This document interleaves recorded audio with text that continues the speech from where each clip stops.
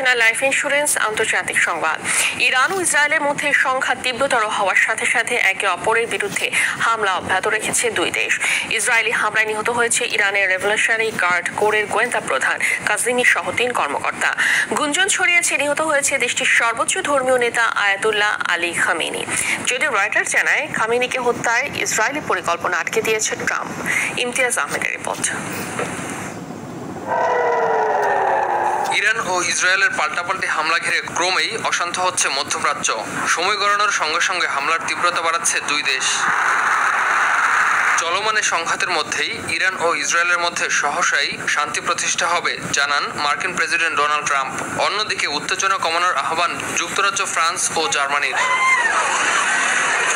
ইরানের ইস্পাহানের পারমাণবিক কেন্দ্রে হামলা চালানোর মাধ্যমে ইসরায়েল ইতোমধ্যে ইরানের পারমাণবিক সক্ষমতা অর্জনের প্রচেষ্টাকে খানিকটা ক্ষতিগ্রস্ত করেছে বলে দাবি করেছেন ইসরায়েল প্রধানমন্ত্রী বেনিয়ামিন নেতানিয়াহু। মার্কিন প্রেসিডেন্ট ডোনাল্ড ট্রাম্পের সঙ্গে সমন্বিতভাবে কাজ করছেন বলেও জানান তিনি।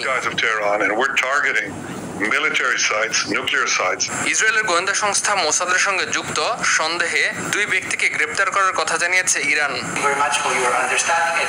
এদিকে ইরান ইসরায়েল সংঘাত নিরসনে জরুরি বৈঠকের ডাক দিয়েছে আন্তর্জাতিক পরমাণু শক্তি সংস্থা IAEA।